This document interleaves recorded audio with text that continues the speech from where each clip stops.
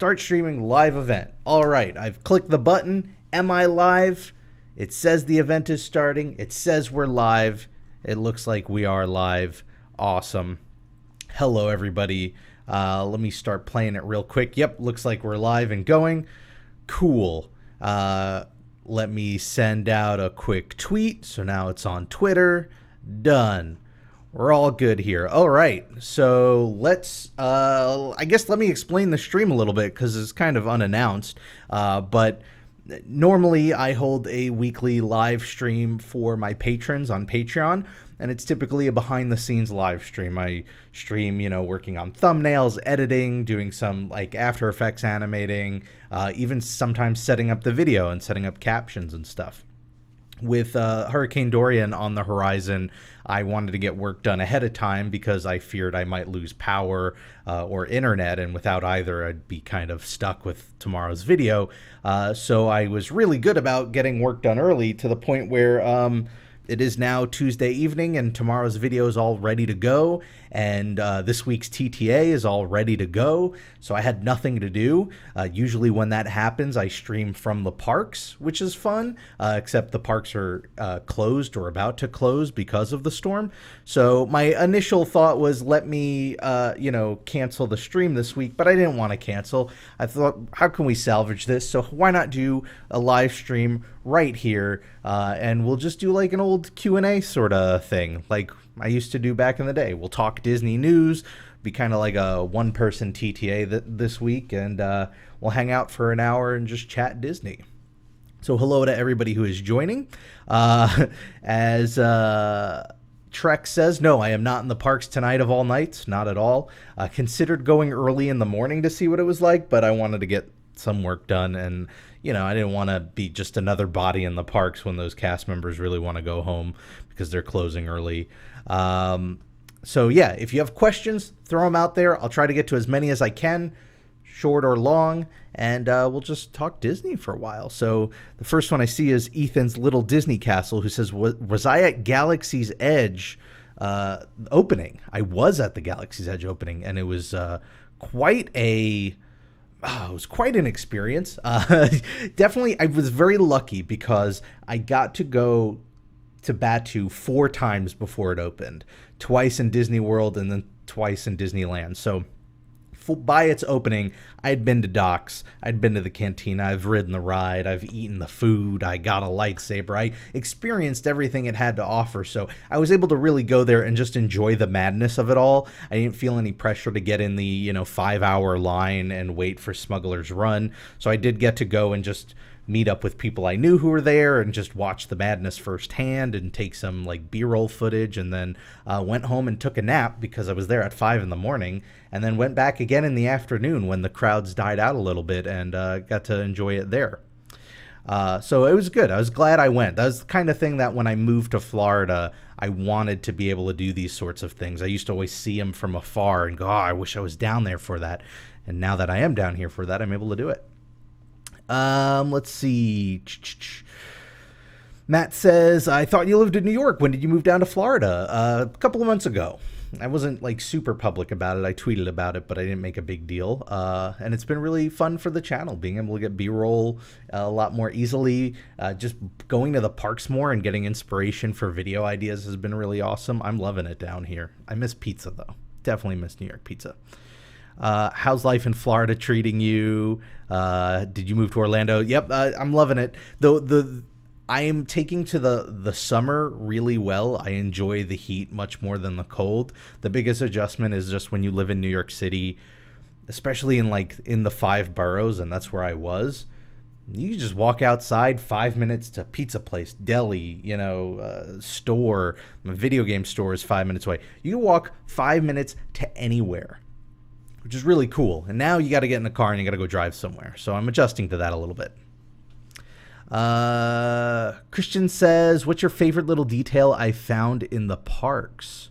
Ooh, good question. Favorite little detail I found in the parks. So I'm going to go with, I've been really enjoying the ones in Black Spire Outpost. Just Like the what I really like looking at is all of the blaster bolt holes in the wall around Black Spire Outpost, and how there's more of them towards the First Order area. But if we're gonna step outside of Galaxy's Edge, because that's been my obsession for a while, I've been actually, this sounds weird, but I've been enjoying seeing how different all the bathroom signs look in different areas. Like, I've been paying attention to the design of all of the signage, and also for like the phones, because there's still public phones in the parks. Let me catch up with the chat here. Have I been enjoying the super low crowds this weekend? Asks Fun Disney Fan. Just once. I was just there yesterday, and we were enjoying the crowds. We did Space Mountain in about, I think it was 15 minutes, and we ended up doing Seven Dwarves in 30 minutes. So that was pretty nice. And that was like really last second too. We were at lunch at Disney Springs, and we were just like, why don't we go to the park for a little bit? And we just hopped on the bus and went over to the Contemporary and walked over. It was great. Lion says, I saw in your April vlog you used a camera that was not the G7X. What was that camera?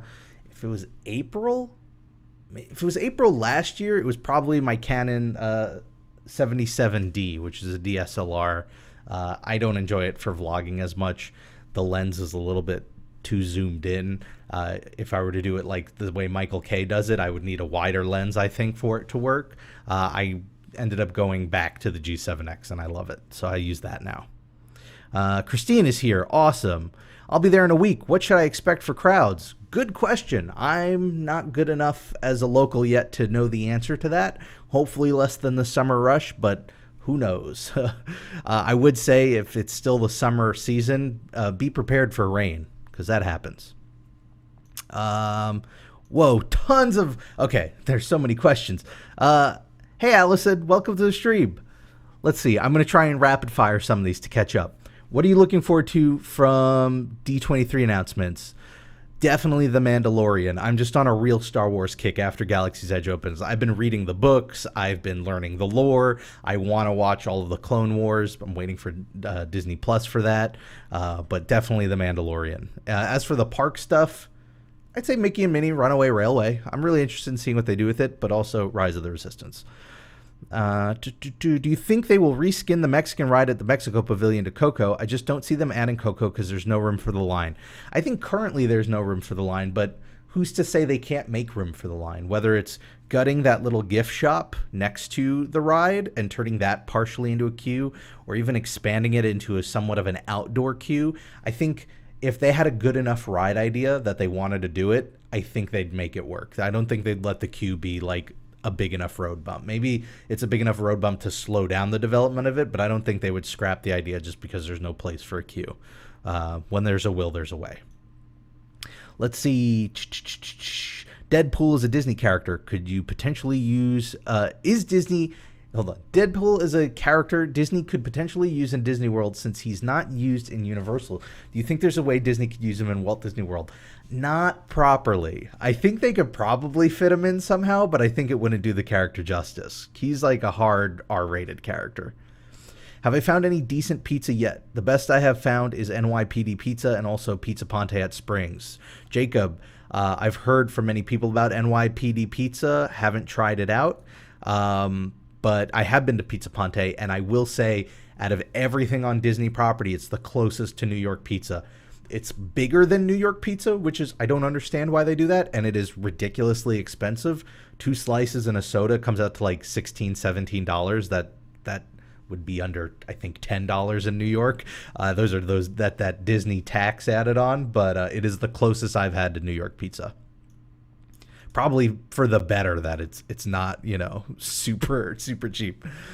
When am I coming to Europe to Disneyland Paris? Well, Christine's going this week, so she'll be there soon. For me, I don't know when, especially because I feel like on my list of international parks, Disney Sea and Tokyo is just higher up on the list. It's those two and then Disneyland Paris. So hopefully soon. How many sporks have you taken from Galaxy's Edge? None, and nobody should take any from Galaxy's Edge. Don't steal sporks or menus or those little cards from Smuggler's Run. That's why we can't have nice things. I have tried the spork once, and it's cool, and I looked at it, and I was like, if they sold these, would I get them? And I very quickly went, no, I wouldn't. These are great for the land. I don't need them at home. What do you think the next IP-based land will be in Disney World? If everybody's lucky, or if I'm lucky, or if I get what I want out of it, the Avengers, because they'll have worked out something with Universal. Realistically, though, maybe Zootopia in the Animal Kingdom, if that land does well overseas first. If Disney had you live in either space or at the bottom of the ocean for a documentary, which would you pick for a year? Oh, definitely space. Gotta go to space. Did I read the Galaxy's Edge comics?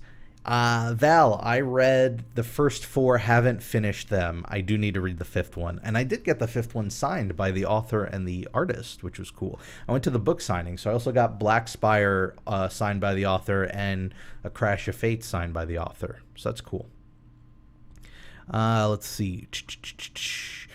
Cast member discount for Pizza Ponte. Well, I gotta get cast members to go get pizza with me. What's my favorite food from Food and Wine? So we've only been to Food and Wine one day so far today, and all I had was what was it that I got? It was like the chocolate drink, the drinkable chocolate at the Chocolate Experience at the Land. It was very rich. It was also very cheap, which was nice, but probably a one and done for me. We're going to probably go to Food and Wine once the storm passes and start to explore it a little bit more.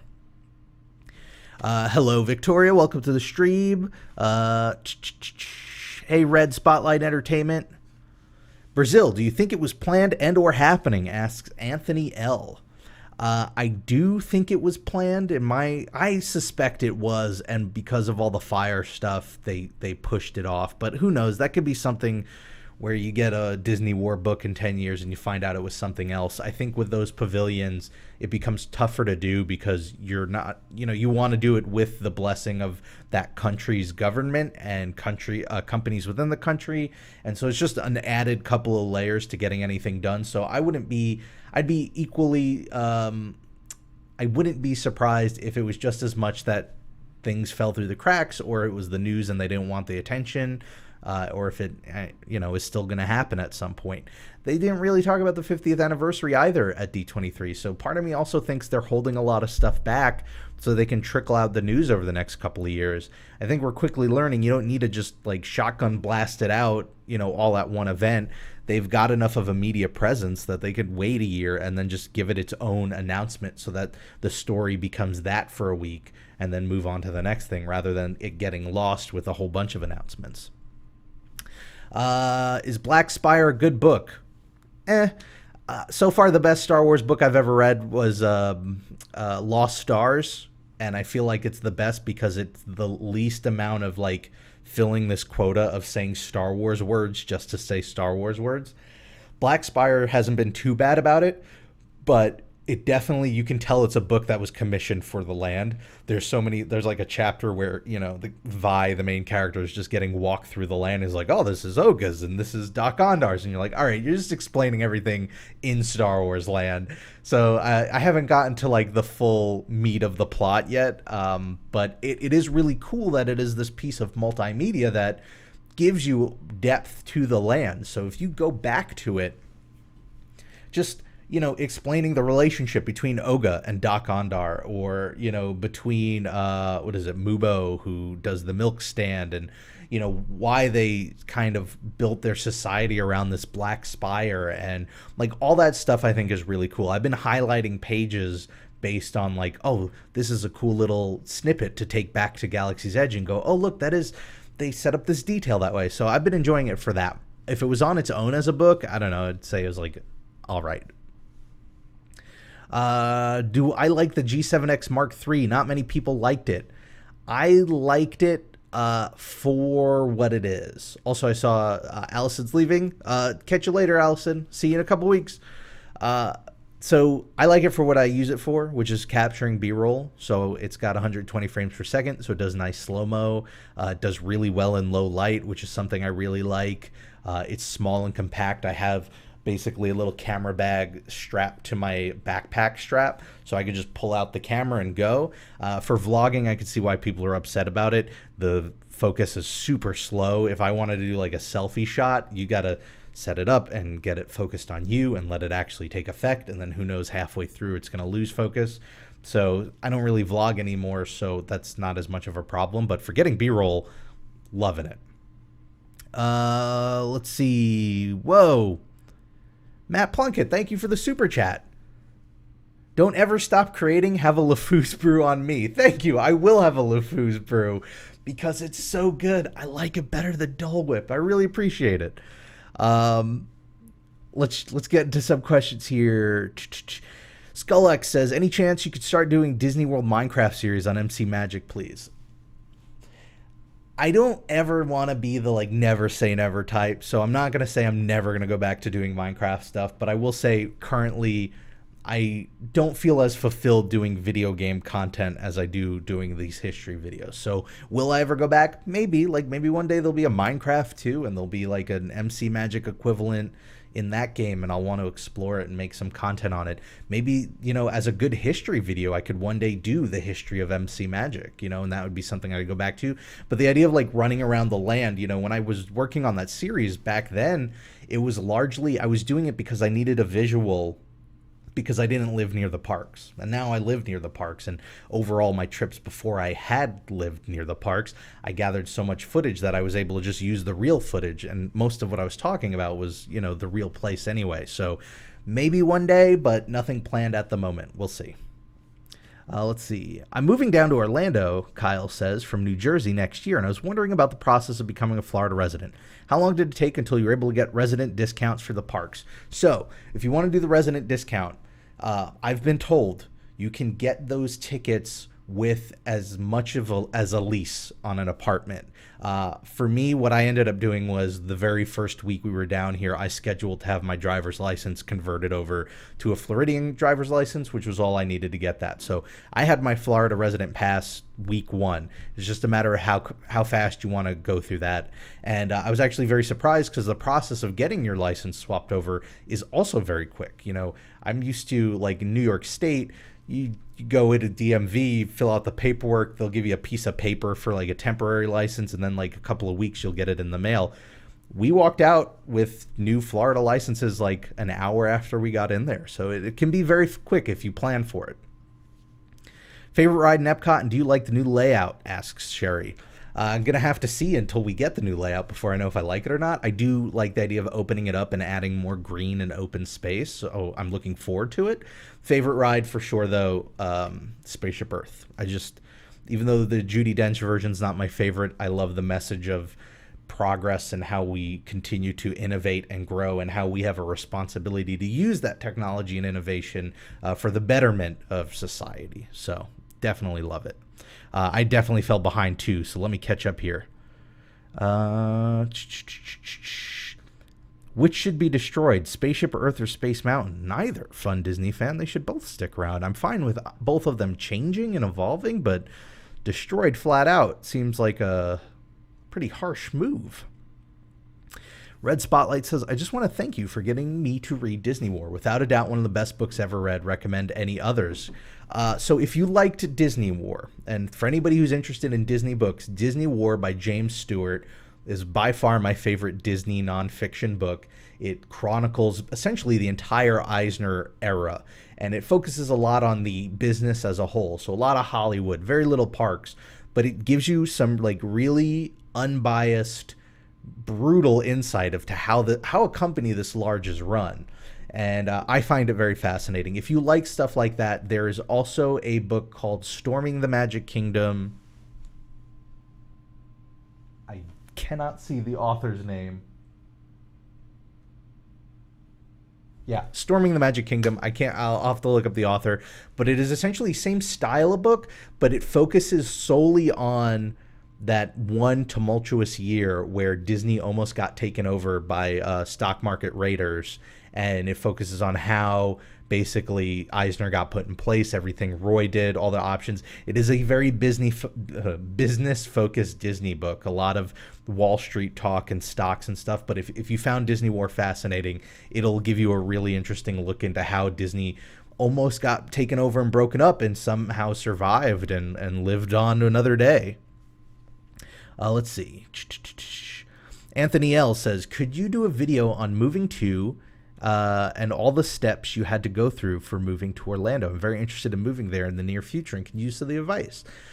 So not to turn this into a plug, but I did a mini series podcast on my Patreon about moving that focused a little bit more on the channel side of things and what it meant for the channel. But because people had asked, I kind of talked a little bit about that experience. But I think the short version I can throw out there is, you know, it's no different from moving anywhere else, right? You've got to just deal with all the logistics of packing up all your stuff, finding a place. I think the more planning you do, the better. What we ended up doing when we knew we were going to move is we picked a weekend. I had points saved up for flights. We flew down and we spent like 3 days apartment hunting. And we saw like close to 15 apartments in a 3-day span. It was very tiring, surprisingly, to just drive around and look at places. The one piece of advice I'll throw out there is a lot of apartment complexes in Florida have the tools to set up appointments to see a place, but the vast majority of ones we saw, we were walk-ins, and they were totally cool with it. In fact, we went to some places where they never responded to our inquiry for a tour, but then when we walked in, they're like, yeah, great, because it's just like a 10-minute thing. Come take a look. So stay organized. By the 10th apartment, they're all going to look the same, and you're going to forget which is which. So we had a big detailed spreadsheet of where the place was, what the address, the rent, all that stuff, all those details. And then after seeing each one, before we even left the parking lot, we would go, okay, what did we like? What didn't we like? And where does this place rank in terms of what we want? And then by the third day, we just applied to our first place. And luckily, we ended up getting our first pick. So we didn't have to go with any of the others, but we were prepared to just start going down the list. I'd say that's the biggest thing to prepare for.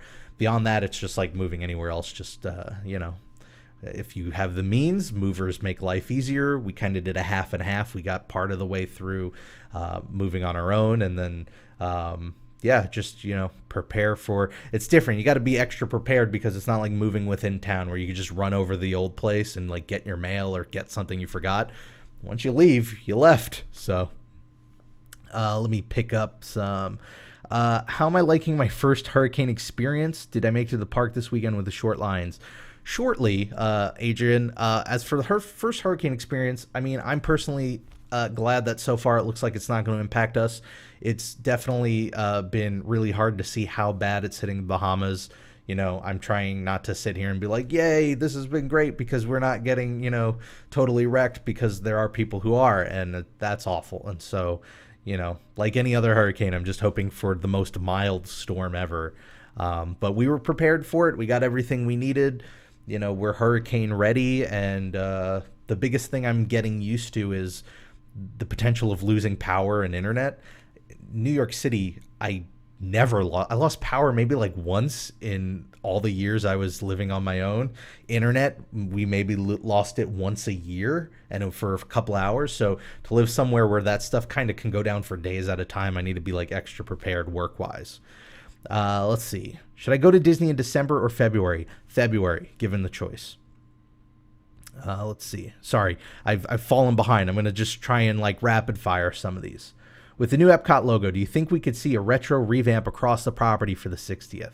I have a feeling no, only because, what was it? They did something recently where it was like a parade for the Magic Kingdom, and it was like a whole bunch of new stuff. And I was like, where's all the floats for old things? They clearly don't want to. I think Epcot's a special case because it has such a hardcore fan base. John Taylor is the author. Thank you, Christine. Is my pizza video still happening? Ooh, good question. I should make that at some point. Now that I have the G7X, I should get on that. Steve Pinn, does The Mandalorian take place before Episode 6? Because I thought he was killed in the pit in The Return of the Jedi. So just for clarification, The Mandalorian's not about Boba Fett. It's about another bounty hunter. Mandalorian is the people from the planet Mandalore.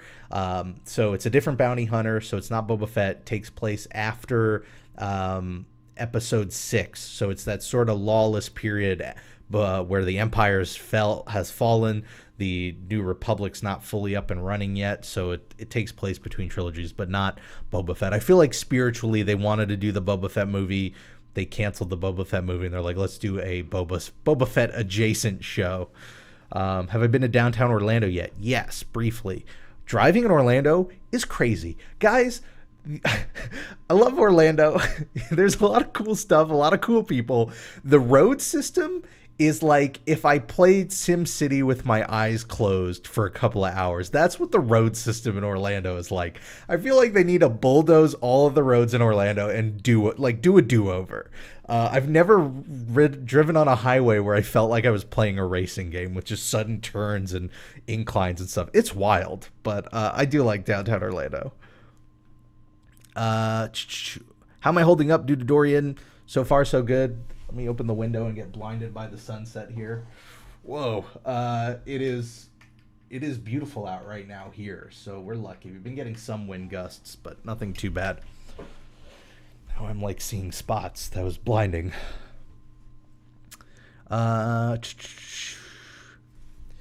Adrian says, I love golfing on the Palms, Magnolia, and Lake Buena Vista golf courses. Always fun and pleasant experiences. Are you planning on exploring some of the history of Disney golf down the pipeline? Totally. I mean, I don't have anything on the books right now for it, but that is something I would go into. I love exploring like stuff outside of the parks and things that they did, and golf was a very big one. I talk a little bit about it when I talk about the history of Shades of Green, which at one point was a golf resort, but I could do golf specifically. Tomorrow's is going to be all about the Speedway, so it's kind of similar idea. Caden asks, do you ever go to Universal? I love Disney, but sometimes it's fun for a little bit more thrills. Yes, actually, we got Universal annual passes when we moved here. We love it. We're going to go Halloween Horror Nights. It is a very different vibe, but we love it for what it is, which is, Universal. It's its own thing. I'm not the biggest Harry Potter fan, but I really dig Diagon Alley and Hogsmeade, and those rides are awesome. And I love that rivalry because it keeps people on each other's toes. Like, it keeps Disney improving. So, yeah, I like it there. And I want to be there when Michael K goes for the first time. Like, I know he did Volcano Bay already, but for, like, the Universal Park, I want to be there and see that experience. Uh-oh, I jumped around the chat. Let me catch up here. I'm in New York. Remember several blackouts over the years. What about 97? 97. Was there one in 97? There was one in like 2002 or 2003. I remember that one. And that was like the whole Northeast got hit with that one. But like that was the big noticeable blackout. I mean, it's kind of like heavy storms, power goes out. That never really happens in the boroughs. Rarely, at least. Lion, do you shoot at 60 frames on your Mark II? Yes, I do. And then if you want slow-mo, you slow it down to 30. I don't like driving in Orlando, says a Court of Crown and Quills, which is an awesome name, by the way. Yeah, when we moved down here, the drive down, because we did I-95, was so smooth and relaxing, and it was just a road trip. And, I mean, you hit a little traffic over by, like, Baltimore and Maryland, but otherwise it was fine. And then we get on I-4 and get to Orlando, and it's like I'm playing Mario Kart or something. I'm waiting for the shells to come out of nowhere and hit the car. It is like you are swerving.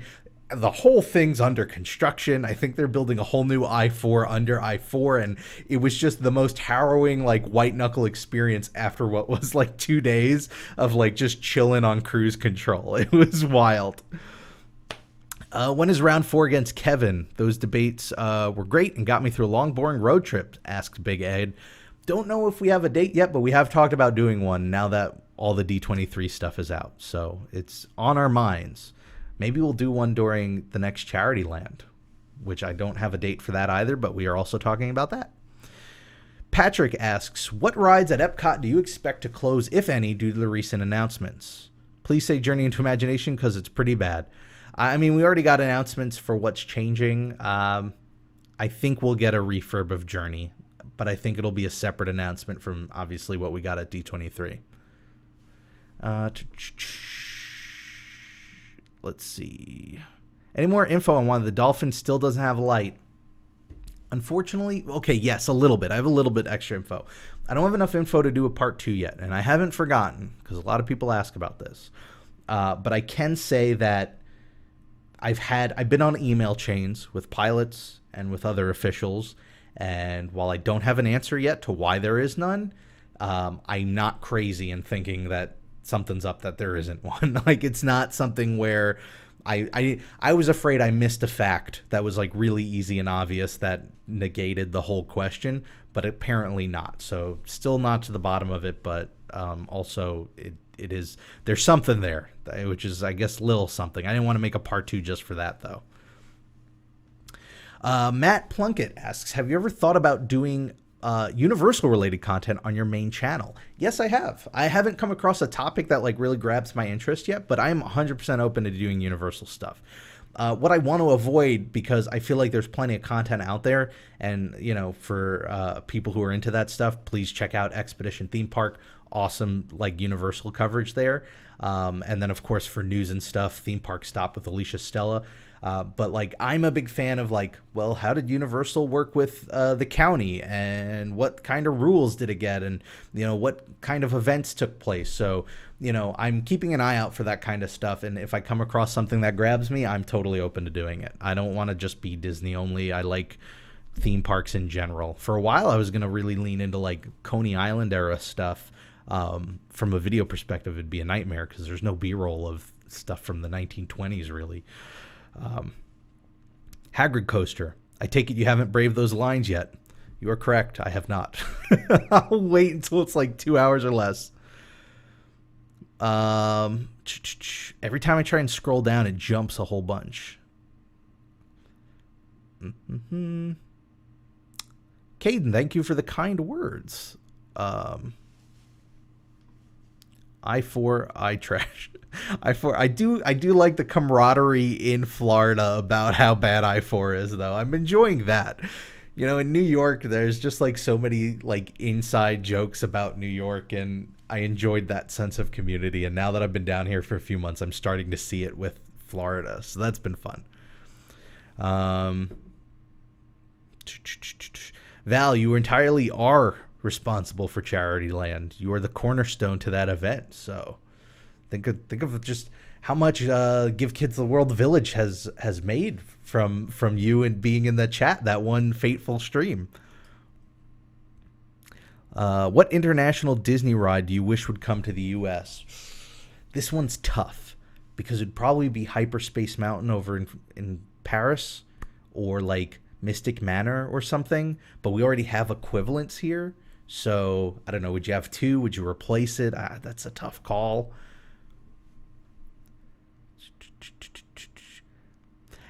Zeke Simpson asks, how long have you loved Disney? For as long as I can remember, Zeke. I grew up going there on family vacations since I was a little kid, so before I had the memories of them. And I loved it as a place to go visit. And then as I got older, I began to appreciate all the work that goes into creating that magic for kids and adults, and not just for kids, but like that appreciation grew, and I started to look for ways, you know, as a college student who couldn't make it out there often, how to get that Disney fill and fill that you know, sort of appreciation. And it was through books like Reality Land and Disney War and stuff like that, and that just got me into Disney history. How do I feel about the Mary Poppins ride for the UK Pavilion, asks Lucatar. As a past UK Pavilion CM who's been ranting about Disney for years not giving the UK enough love, it was an amazing surprise. I'm excited for it. And what I'm really excited for with this news is it's not just an attraction. They're redoing that whole area into, what is it, Cherry Tree Lane? I think this is the future of theme parks, is not just here's a ride, plop it down, which is not to say that's what Disney ever did. They were good at theming, but to create a space that makes it feel like you are in the movie you love. I think that's the kind of immersion more and more people want these days, and I think Galaxy's Edge is an extreme example of it, but I think even on this smaller scale, this is what people are going to want to see more of.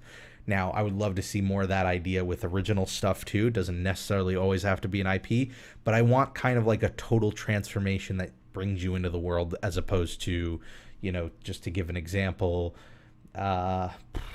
what's a good example?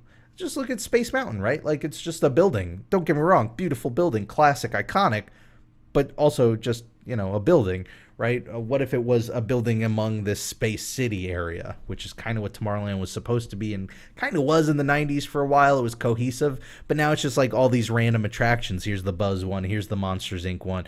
There needs to be that cohesive design that puts you in another world, I think. Andrew says, if you go in the morning, the lines aren't too bad for Hagrid's. So that might be something we have to do. I was actually just talking with Kat about how we haven't been to Universal in like a month or so, and we want to go back. I think we're going to go back for Horror Nights, and maybe we'll do a full day there during the day.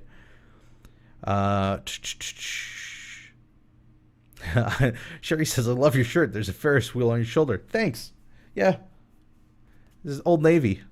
I get oddly a lot of compliments on this shirt, and I grabbed it on a whim because it was on sale at Old Navy, and I was like, oh, this looks like kind of like a cheesy vacation shirt, and I actually really enjoy it. Sherry asks, what type of ride do you think Mary Poppins will be? On level of Peter Pan or Space Mountain? So I don't know. And the fact that we haven't gotten details tells me maybe it's neither of those. One rumor that, was tossed around in our D23 TTA episode was it might not be a ride at all. It might just be an attraction. It might be something like Story Time with Belle in Frontierland. Imagine Belle in Frontierland. Belle in Fantasyland. But with Mary Poppins, kind of you get to meet her and Bird, and I don't know, you get to see some of the house come to life, and I'd be fine with something like that. Not everything necessarily has to be a ride. Victoria asks, if you had the chance to design a new Tomorrowland, how would you do it? What would you change? So this would take a little bit of a creative leap of faith. I know the movie didn't do well, but I think it should be based on the movie. Now, that doesn't mean I think the ride should be based on the film, because not many people saw the movie, and so that'd be weird to do. But what I do think should happen is the aesthetics of the land, the concept of the land should be pulled from that movie and applied. It should be this idealized city of the future, or go with, take that idea and go with, what we thought the past's future was going to be, which it kind of was trying to do for a while.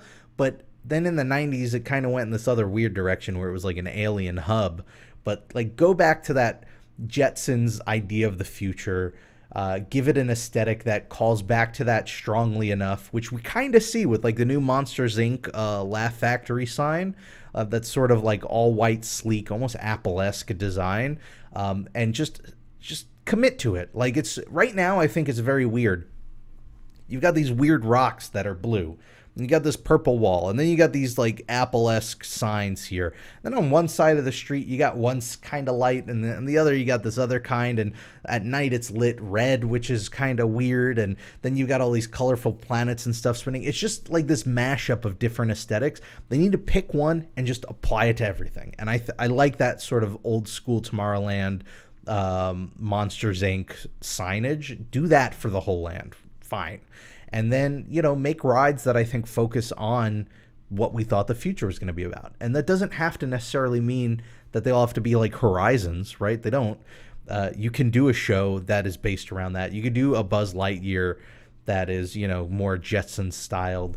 Space Mountain, the same thing. Like, maybe just update the rockets themselves so they kind of meet that aesthetic. Just, there needs to be a creative leader at Tomorrowland that is looking at the whole picture. And it feels like they don't have that right now. It feels like they just don't know what to do with the place. It's become the like junk drawer in the kitchen where they're just like, all right, what IPs do we have that are like vaguely contemporary or futuristic? Monsters Inc. Well, okay, it's got like that weird canister technology. Throw it in there. Buzz Lightyear, of course. Space Ranger, throw it in there. Carousel of Progress, it was just there, Stitch, okay, he's from space, toss it in there. They need to go over all that stuff.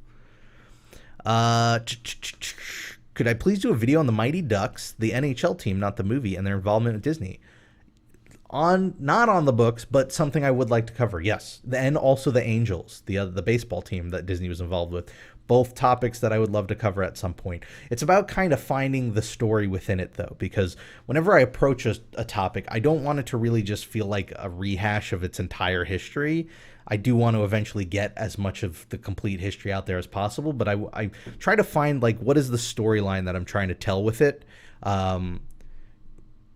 like with Tomorrow's, which is on the Speedway, I do mention the Richard Petty stuff at the end, but like that started out as a video that was going to be all about the Indy 200 at the Speedway and purely just the Indy Racing League, the Indy 200 events, and that was it. And then I kind of added in a little bit of contextual history with Richard Petty and why it all closed. But like that's kind of how I picked those things to start. So with the Mighty Ducks, it'd be like, all right, well, what's the story with the Mighty Ducks? Is it a story about Eisner wanting to get into sports more? Is it about the team itself? And like once I find that story, then I build the history up around it. But definitely something I want to cover. Matt Plunkett, favorite ride at Universal? Ooh, if I had to, without thinking, Men in Black is far superior than Buzz Lightyear, and I love it. I've only been on once, but I really want to do Forbidden Journey with Harry Potter again. And I surprisingly dug King Kong just for the animatronic at the end. And of course, I love to hate the Fast and the Furious. Got to give that points. Yeah, I think it might be Men in Black, oddly enough. Like, you'd think it would be like a big roller coaster or something, but I really enjoy the queue area. I love, especially coming from Queens and loving the, Flushing Meadows Corona Park. I love that that's the exterior and the whole, I love all of that. The build-up's great, and then the ride itself's a lot of fun, and I'm really good at it, too. I could, like, break my back trying to aim at stuff with Buzz Lightyear, and nothing. It just completely falls apart. Men in Black, I'm somehow a natural and end up like doing the best in the vehicle every time. Jacob asks, you ever miss doing gaming videos when you had the second channel? I don't miss doing the videos. I do at points miss playing video games, which I haven't done a lot of since I moved down here. But I far more enjoy video games as somebody who doesn't make videos about it. There was way too much pressure whenever I was playing a game of going, well, okay, where's the video in this? There's no video in this. This isn't fun anymore. And now that I just play to have fun, it's way more enjoyable. What do we have here? Gears, lots of Gears. You could do Gears, yeah, in the Tomorrowland. Steampunk would be kind of like Paris, yeah. Mummy, oh yeah, Mummy's an interesting ride. Mummy was a very confusing one to ride. If you've never ridden the Mummy, it's a roller coaster type experience. It's a roller coaster. I've never seen such a wild shift in quality within a ride, where you'll go into one area and you'll be like, this looks like a carnival and they had an hour to set this up. And then you go to another area and you're like, fire, this is amazing. Like, where's the split here? How was this budget like spread around? It makes no sense to me.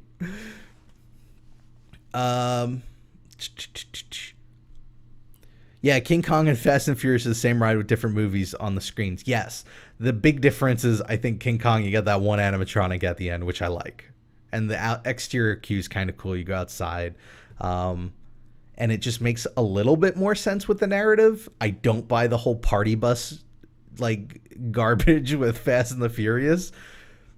Fast and the Furious is somehow they took King Kong, which is at itself all right, and then they made it worse, which is, it's really an impressive achievement in theme park. How about just playing and streaming The Sinking City? That's it's like, is that a creepy game? I kind of vaguely remember the title. I'm gonna open my blinds here, get some light in.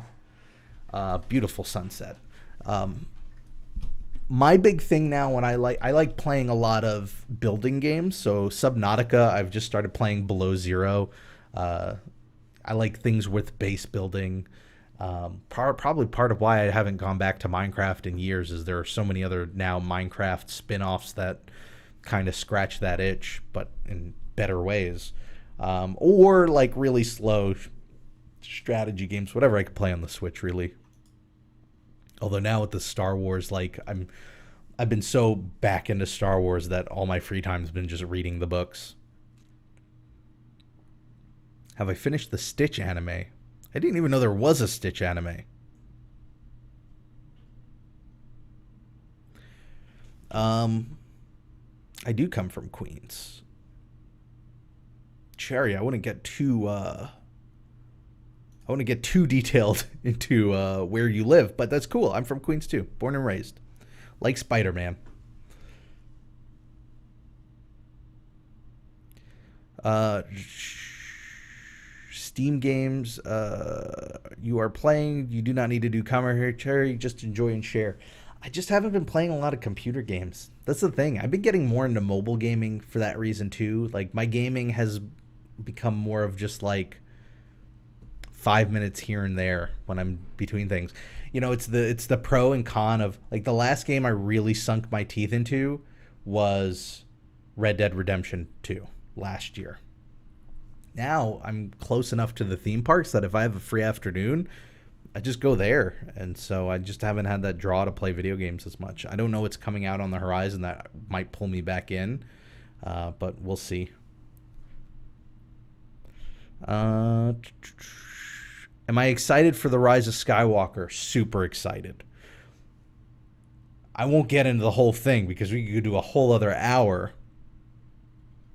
But I liked episode 7. I liked episode 8. I'm looking forward to episode 9. I loved Rogue One and Solo. I loved Solo. It kills me that Solo didn't do it that well. And I fully blame Lucasfilm's marketing and their decision to launch it in May. Worst idea ever. But like, definitely looking forward to The Rise of Skywalker. And I like J.J. Abrams as a director. So I'm very easy with film with that. If I don't like a movie, I just never watch it again. So like I tend to not get upset if there's a movie I don't like, and certainly new movies that I don't like don't ruin the old ones that I do. I don't think about them anymore. Am I going to Galaxy's Edge? Asks Michael. Well, not today because it's closed, but in the future, 100%. Like I've already been there a ton. I'm actually thinking of going one day with my Kindle and just reading Black Spire at Black Spire Outpost. Though there are also times I do single rider. The other day I was there and I did Smuggler's Run 4 times in a row on single rider. That was a lot of fun. So you see, those are the kind of reasons why I haven't played a lot of video games lately. I just go do that sort of stuff instead. Fun Disney fan. Oh, wait, hold on. I'll get to yours, Fun Disney fan. But we have Matt who says, what theme park do you tend to gravitate back towards the most after being down in Florida for a while? So this is the worst reason for it, but I tend to like Epcot a lot because the parking lot's smaller, so I get into the park sooner. And also because I feel like the connecting hotels give me more to do, which I mean, I am Magic Kingdom, same boat. But like, I like that I can go to Epcot for the day, and then if I want, I could go to the boardwalk and hang out for a little bit. Maybe go to Ample Hills or something, or go explore the Yacht and Beach Club because they're right there. And if I really wanted to, I could just walk the 20 minutes to Hollywood Studios. Magic Kingdom, you know, you could take the monorail to Epcot, but that takes some time. You got the resorts there, but I don't know. I guess I'm not into them as much. For me, it's just the TTC is so big. And if you're on like the Heroes parking side, most of the time you have to pretty much have to take the tram because it's just a long walk on its own. And if you map out how much walking you do just to like the time to get from pulling up to the front booth of the Magic Kingdom to getting into the Magic Kingdom, it's pretty lengthy. So I gravitate away from the Magic Kingdom unless I'm somewhere else and I can hop on a bus. Mostly towards Epcot. Nowadays, Hollywood Studios. You know, I've been to Hollywood Studios a ton in this past week. Fun Disney fan asks, what's your favorite video I've ever made? I like to try and make my latest video my favorite video, but that doesn't always happen, obviously. I think, for me, I'm really a fan of the Toy Story one. And that was a fun project. That was one that pushed me where I was like, counting everything doesn't seem like it's doable or enjoyable. And I pushed myself and I did it. And I got to inject a little bit of humor into the video. And I think that was received pretty well. And it kind of opened me up to this idea of doing more videos. I realize now as I look at the preview stream, I'm just like blocked off by this thing. Doing more videos that are like fun, different interpretations of the ride as opposed to just straight history. So, you know, when you got things like the Jungle Cruise, you know, or how crowded the Haunted Mansion is, that was another one I really enjoyed doing. That all came from that Toy Story video. Credit to Disney Dan. In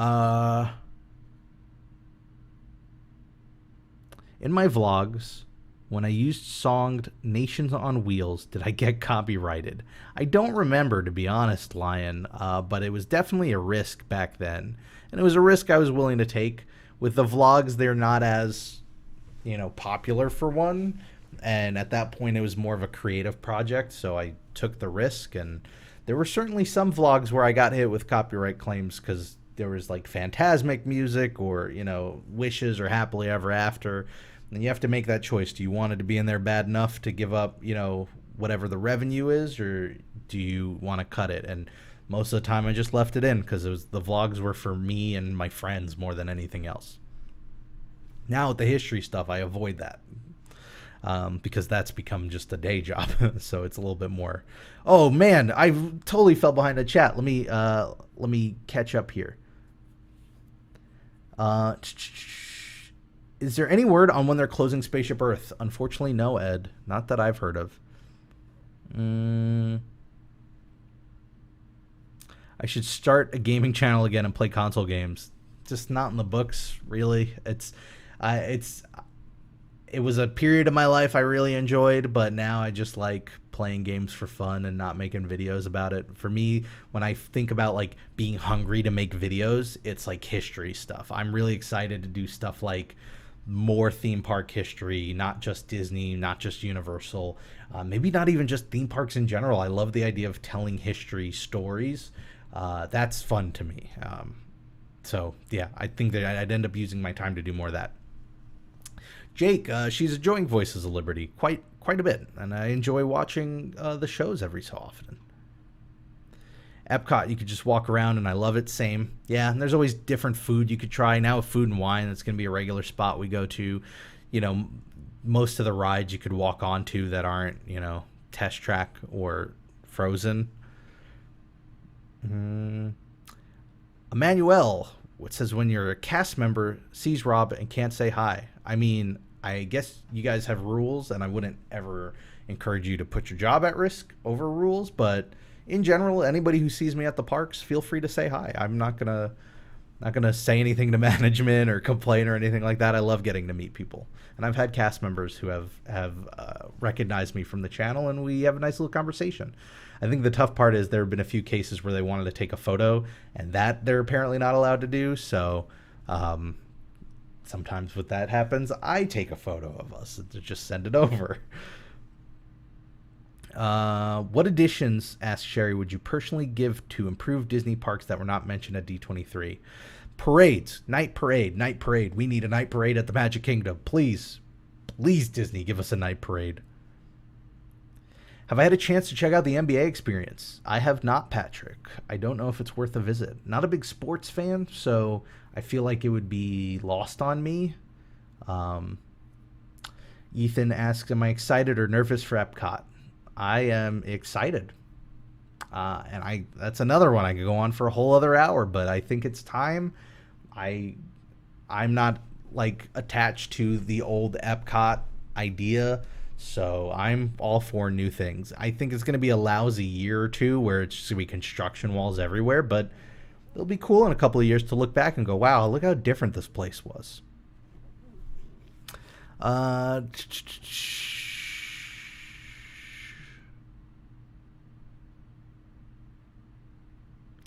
would guess, Ed says, I would guess Spaceship Earth might go down in early January since they're opening up all the new movies then, so that it might just take up some of the slack.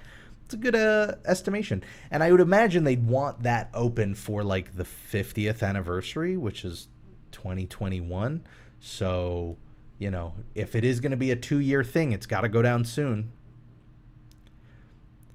What would I like to see replace the space that housed Stitch's Great Escape?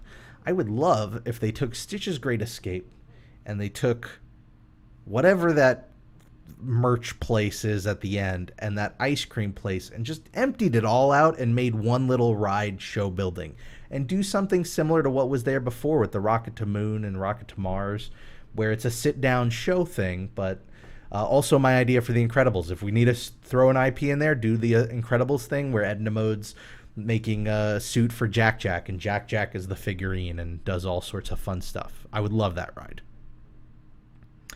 Andy asks, when are you getting that Disney Lego set, the train one? Never, Andy. I do love Legos, and I've got the castle back here. It's certainly gotten dark here. See if I get some backlighting that doesn't look really creepy. No, that's definitely going to look creepy.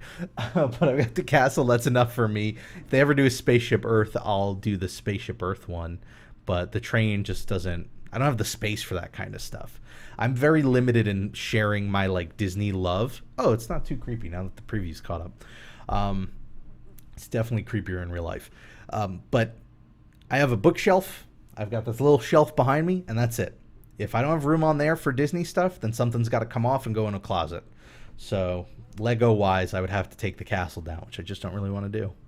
That's my self-limiting so that this place doesn't turn into like an episode of Hoarders Disney Edition where it's just filled with stuff. How were you introduced to all the other theme park YouTubers you interact and collab with? Asks Happy McFlooper. Which is a great name. How was it? I think it was Disney Dan who reached out to me first. And separately, it was kind of like separately. Dan reached out to me and we got to talking about YouTube. And then through him, I met Kevin. And then I remember reaching out and talking with Jack of DSNY Newscast. Because as far as channel goes, we were at the same subscriber level roughly since 30,000 subs. And so we talked about like collaborating and working on stuff mainly because he did news, I did history. We weren't stepping on each other's toes. So why not, help each other out? And then from there, it just started to grow. And, Dan did this whole theme park tube thing, which, is there as the website. But what it really ended up becoming is all of us getting to know each other behind the scenes so that we could help each other out and share footage whenever we need to, or information, or talk shop with YouTube whenever things change, which happens very often on YouTube these days. And it's like the best thing that ever came out of all this. The channel ever goes away, like I will not have regretted a second of it because one, I got to create content for all of you who hopefully enjoy it. And then two, just getting to meet the people I've met. Do I ever think they'll redo the ride system in Spaceship Earth? I hope so. I'm hoping part of the reason it's a rumored 2-year refurb is because they're changing the track for something silent. What floats would you hope to see in the night parade if they finally did one? I would hope it to be land specific if it's for the 50th anniversary. And I don't mean Incredibles for Tomorrowland like they're doing with Halloween right now. I mean, give me a Tomorrowland float with like Carousel of Progress, Space Mountain. Give me a Frontierland one. Give me one with rides that are not there anymore. Give me Fantasyland float with Mr. Toad. Like, make it a celebration of the past 50 years. Next debate against Defunctland. Don't know. We don't have a date, but we've been talking about wanting to do one at some point. Let's see what else we have here. We're going to wrap up in a couple of minutes. So get your questions in. I'll stop taking questions at 8 because I'm gonna go, I guess, wrap up with some podcast uploading and then just stare at that sunset, I guess. How old am I? Older than I think people would guess.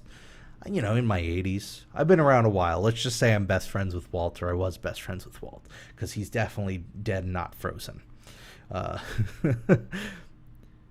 No rumors on Night Parade. Haven't heard anything Wickedwood.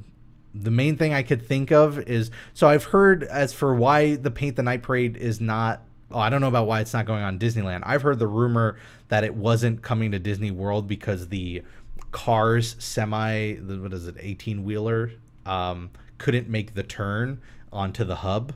And so that's why it's not here. I don't know if that's true or not. But I'd like to think that they announced a new parade at D23 for Disneyland means they haven't forgotten parades existed, so hopefully we get a night parade here.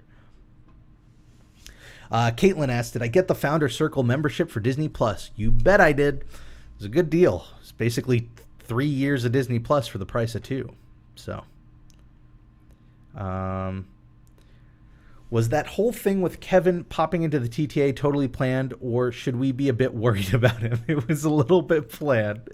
I believe his words were, I'm just going to come on for a few minutes and rant because otherwise I'll take over the whole podcast. So I gave him the heads up when we started to talk about Epcot, and he gave him the link way before that. So he did just pop in randomly and start going off, but we knew about it.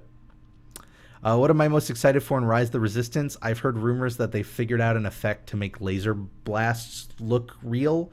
Like, not just a laser, you get a laser, continuous laser, but like a broken laser blast. It's one of those things where it's probably going to be like magic the first time I see it. When will Disco Yeti become the original Yeti? Great question. Because I thought they would have probably started working on it now with Pandora and Galaxy's Edge open, so I don't know. Blue or green milk, asks N-Chan 2. Blue milk. And oddly, blue milk in California was better than blue milk here in Florida. If you get blue milk here in Florida, just let it sit for like 5 minutes, because I think it comes out too frozen, and I think that takes some of the flavor away. So just let it melt a little bit and then enjoy it. Dinner time. Yeah, I got to do dinner too, David. That's a good point. Last time I did one of these streams, I totally forgot about dinner. What's one thing I'd add to Batu? More game stuff for sure on the data pad. More entertainment. And if you've been there and you enjoyed it and you like it, write to Disney. Wanting to see more of like Kylo Ren and the Stormtroopers and Vi, more characters like that, more citizens of Batu. I hope people petition for it, because I think that is what makes it such a unique place, and that's the kind of thing they need to hear back on before they're going to invest the money on. I plan to write them a letter about that and the data pad, because I think the data pad's a really cool addition. And they hear plenty of complaints, so sometimes it's got to be balanced out, Ethan asks, how do you get your intel about history? A lot of research. Sometimes it's from one of the many books that have been published on the topic. A lot of the time it's from old newspapers that report on the topic. Sometimes it's from Disney themselves when it's, public information that they've put out there, fact sheets, that sort of thing. I try to only ever put in my videos reported, verified information. I rarely try to go, well, so-and-so said that this is the reason why. If it's good enough that it was reported from Disney and from reputable sources, then it'll go in. But otherwise, I kind of lean away from it, which is why sometimes there are videos out there where people go, well, the real reason it closes is this. And, maybe there's truth to it, but there's nothing. I'm not an investigative reporter, so I can't find out, especially doing a video a week. But I try to stick to what's out there for sure. Could World of Color work in Disney World? I guess maybe in Animal Kingdom. Maybe they could do stuff like that in Epcot.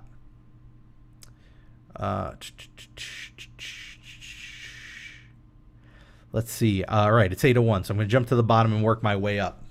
Let's see. If I could build the 5th Disney World park, what would it be and why? I wouldn't build a 5th Disney park. I don't think we need a 5th park anymore. I think the future is going to be these Star Wars hotels. And I think if that's half of what it's supposed to be, I think we're going to get, other IP hotels. Marvel Hotel, Pirates of the Caribbean Hotel. That idea of being immersed in a world and role-playing in that world for a weekend, I think that's going to be the new big thing. So I don't think there'll be a fifth gate. More theme park tube meetups in the future. If there are events, sure. The cool thing is I'll be able to, if any of them down in Disney World, I'll be able to go to now because I'm local here. What from D23 am I most excited about? Definitely Mandalorian. Have I done the Void in Disney Springs? Yes, only the Star Wars one, and I loved it.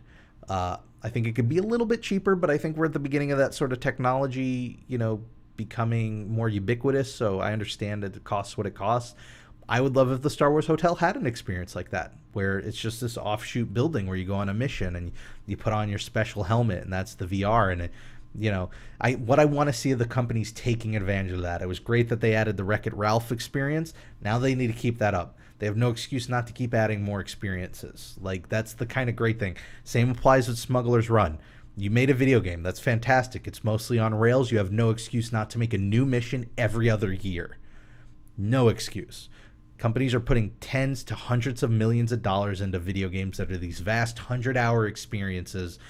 Disney has the means to do a 3.5-minute on-rails video game every other year, so they should. Would I ever work for Disney, asks Jacob. If so, what would I want to do? Maybe something in their archival, historian realm, or producing live stream stuff. I would love to do that. It'd be a lot of fun. Basically, stuff within media, which is kind of in my wheelhouse. But not like working at the parks. Imagineering would be a lot of fun, but I just don't think I have the skill set to be an Imagineer in any regard. I'm not a writer. I'm not an engineer, not an artist or anything like that. So yeah. Does Kevin actually look like Brad Pitt? Basically, yeah. It's more like, does Brad Pitt look like Kevin at this point? What Disney character would you form a tag team wrestling duo with, and who would you fight? I mean, just for the sake of winning, maybe I'd tag team with Hercules and fight Timon, because he's a little animal, and it would be really easy to win. Frank Wells says, hey, Frank Wells, what happened to gaming? I just lost the passion for making the content. I still enjoy playing games, but I didn't have fun making gaming videos.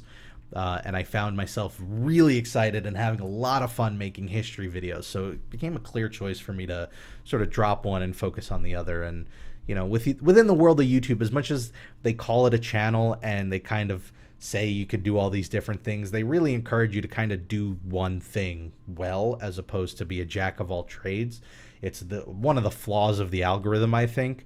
And I just reached a point where I wanted to do that naturally anyway. I wanted to really focus on trying to make the best history videos I could, and that meant taking time away from gaming and just finding time to enjoy it as a gamer.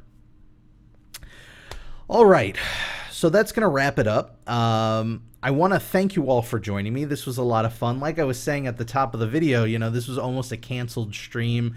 This was originally going to be a patron stream, because I do a Patreon live stream every week. It's normally not Q&A like this. It's normally behind the scenes work. So right now it'd be a little tiny picture in the corner, and we'd be designing next week's thumbnail, or editing the video, or animating the newspaper clippings, or researching, or doing something within the realm of putting everything together. But because I was ahead of schedule, didn't have anything to do tonight with that. So we just sat here and talked and hung out. Not to say I won't do any more of these in the future. This was a lot of fun and pretty easy to set up. So maybe I'll do more of them at some point. I don't want to jump right into committing to like doing it every week or anything, but we'll see. And then occasionally streaming from the parks. Thank you all. Thanks for the questions. Thanks for the continued support. Thank you for the well wishes with the hurricane. It seems like we're going to be okay here, but definitely for sure it's something to take seriously every time. Living in New York, we obviously weren't getting hurricanes, but we were getting blizzards and storms nonetheless. And it's very easy to fall into the trap of going like, well, we missed it, so the next one we don't have to worry because we'll miss that one too. And then that's when you get hit, and that becomes a problem. So, if you live in the area, always stay vigilant and prepared for that sort of thing. And it's nature. Nature's scary. That's why I want to live in space, because as you know, space is totally safe. There's nothing scary up there. Have a great night. Have a fantastic week, whatever you're doing. Check out tomorrow's video. It's going up at 11. It'll be about the Speedway. It'll be a lot of fun. And I will see you all next time. Now I got to figure out where the end stream button is, which I think I just found. So now I can actually wrap things up. The editor in me is screaming because I want to just have this perfect outro, and it really just ends up being the click of a button. And then the click of a second button. I couldn't even do it that way.